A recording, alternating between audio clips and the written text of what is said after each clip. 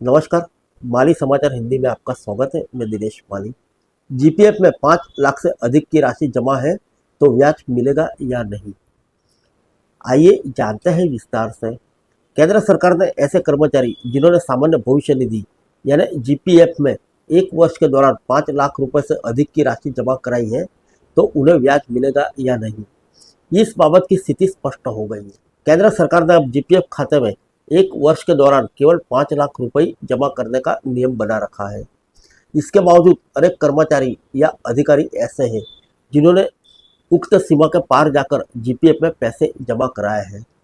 भारत सरकार के कार्मिक लोक शिकायत और पेंशन मंत्रालय के अंतर्गत पेंशन और पेंशनभोगी कल्याण विभाग ने अब स्पष्ट कर दिया है कि जिन कर्मियों ने 2022-23 में अपने जीपीएफ खाते में 5 लाख रुपए से अधिक राशि जमा कराई है उन्हें तय नियमों के अनुसार ब्याज मिलेगा। इस मामले में विभिन्न मंत्रालयों और विभागों की तरफ से उक्त नियमों को स्पष्ट करने की मांग की जा रही थी, जिसके तहत जीपीएफ में एक तय राशि जमा करने का प्रावधान है। पहले यह नियम था कि कोई भी कर्मचारी भविष्य निधि में अपने कुल मेहनताने के 6% जमा कर सकता था। कई ऐसे कर्मचारी भी थे जो अपने मेहनताने की 6, 10 या 20% और उससे ज़्यादा राशि भी जमा कराते थे। इस जमा राशि पर जो ब्याज मिलता था वह सामान्य तौर पर बैंक के मुकाबले ज़्यादा रहता था। मौजूदा समय में जीपीएफ के खाता धारकों को 7.1% ब्याज मिलता है। जुलाई 2022 में जीपीएफ नियमों में बदलाव किया गया।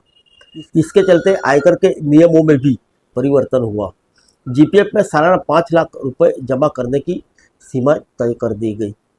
किसी कर्मी ने 2022-23 के वित्तीय वर्ष में 5 लाख रुपए से ज़्यादा राशि जीपीएफ में जमा कराई है तो उस पर ब्याज मिलेगा या नहीं, इस पर मंत्रालयों की तरफ से सवाल पूछे जा रहे हैं।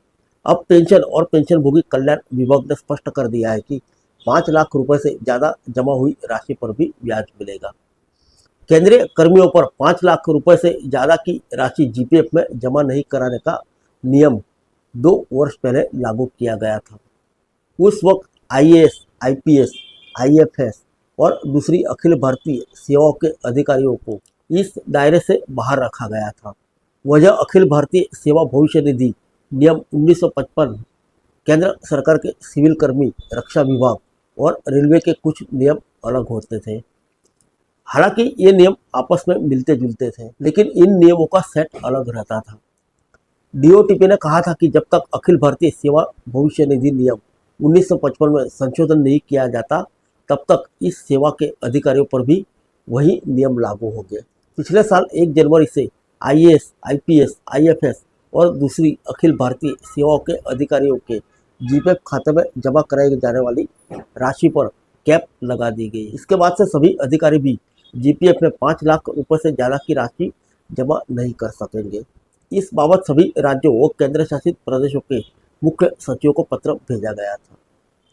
2 वर्ष पहले डीओपीटी के समक्ष कुल ऐसे सवाल भी आए थे कि जिन कर्मचारियों की 2022-23 में जमा राशि 5 लाख रुपए के करीब पहुंचने वाली है तो उस स्थिति में क्या किया जाए। पेंशन मंत्रालय ने कहा था कि पहले जीपीएफ में कम से कम 6% राशि जमा कराना अनिवार्य है, यानी जो भी कमी जीपीएफ के दायरे में है उसे इतनी राशि तो जमा करानी ही पड़ती है। बहुत से कर्मचारी इससे ज़्यादा राशि जमा कराते थे। इसके बाद जीपीएफ खाते में 6% राशि जमा कराने वाले की शर्त लागू हो गई। इसकी अधिकतम राशि भी तय कर दी गई। इसके चलते कोई भी कर्मचारी या अधिकारी किसी भी तरह से 5 लाख रुपए से अधिक की राशि जीपीएफ में जमा नहीं करा सकता। 2022-23 के लिए जिन कर्मियों की राशि 5 लाख रुपए से अधिक हो गई थी उनके खाते पर कैप लगा दिया जाए। तब कहा गया था कि चालू वित्त वर्ष के लिए उनके जीपीएफ खाते में कोई राशि जमा नहीं होगी। जिन कर्मियों की राशि 5 लाख रुपए होने वाली है वहाँ भी ध्यान रखा जाए कि वह 5 लाख रुपए के ऊपर न जाए। इसके बावजूद अनेक कर्मियों ने अपनी जीपीएफ खाते में 5 लाख रुपए से अधिक की राशि जमा कर दी। केंद्र सरकार ने मार्च में तीनों सेनाओं के अधिकारियों के वित्तीय फायदे पर भी कैंची लगा दी।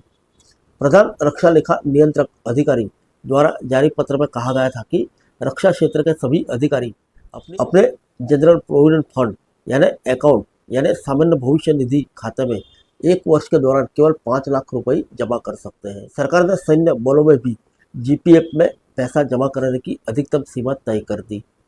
इससे पहले सेना के वरिष्ठ अफसर हर माह अपनी बेसिक सैलरी का एक बड़ा हिस्सा जीपीएफ खाते में जमा करा देते थे। इसके चलते सरकार ने जनरल प्रोविडेंट फंड में जमा कराई जाने वाली राशि की एक सीमा निर्धारित कर दी। भारत सरकार के सबसे पुराने विभागों में से एक रक्षा लेखा विभाग डीएटी के अंतर्गत आने वाले पीसीडीओ द्वारा 19 मार्च को उक्त आदेश जारी किया गया था। फिर मिलेंगे अगले बुलेटिन में अन्य किसी खबर के साथ। तब तक के लिए इजाजत दीजिए। नमस्कार।